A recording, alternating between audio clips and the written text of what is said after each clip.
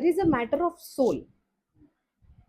एका सोलनी मागच्या जन्मी दुसऱ्या सोलला भरभरून दिलेलं असतं, पण समोरच्यांकडनं ते त्यांना रिटर्न मिळालेलं नसतं. आणि ते न घेता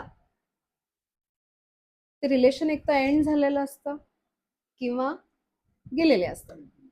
मग ते कुठे चुकतं करायचं, तर हित येऊन चुकतं करायचं. हे जे नवरा बायकोचं जे कनेक्शन आहे ना, किंवा लग्न ठरतात आपण म्हणतो, काही लोक म्हणतात देव लग्न ठरवतो किंवा वरनं लिहून आलेली असतात. That is true.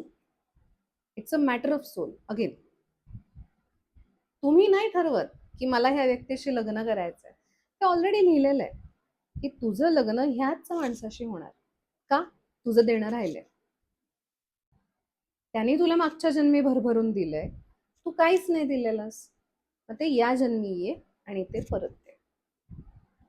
काही कपल्स असतात भयंकर भांडतात, म्हणजे अक्षरशः एकमेकांना मारणं, शिवी घालणं वगैरे. आणि दे सफर. म्हणजे असं नाही की सोडून दिलंय किंवा तिथेच थांबलेत, नाही.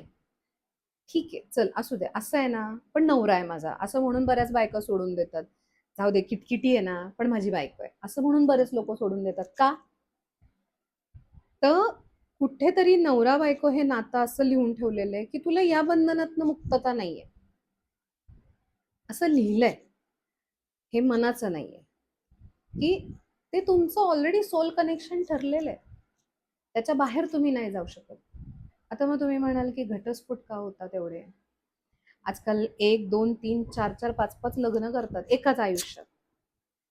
तर हे सतयुग किंवा द्वापरयुग नाहीये. ह्याच्यामध्ये कलियुगामध्ये जेव्हा माणूस स्वतःच्या मध्ये राक्षस आणि देव हा दोन्ही जेव्हा समावून घेतोय, तेव्हा कुठेतरी त्याच्या स्वभावाला किंवा त्याच्या मानसिकतेला पैलू पडलेले असतात, चांगले आणि वाईटाचे. इट्स डिपेंड की तुम्ही काय हवी होऊन देताय.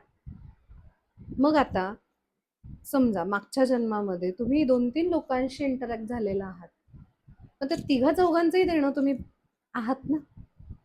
मग जेव्हा पहिलं लग्न मोडतं, झालंय तो पार्ट त्याचा संपलाय. Now let's go to the next. मग हे जे सर्कल आहे ते सुटे सुटेपर्यंत होतातच 4-5 लग्न. कुठेतरी ते बॉन्डिंग जे आहे ते आपण ठरवलेलं नाहीच आहे.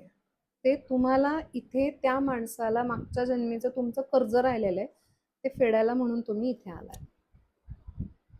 आणि दिस इज माय थॉट. हे पुराणामध्ये दिलेलं नाहीये. पुराणामध्ये फक्त एवढंच सांगितलंय की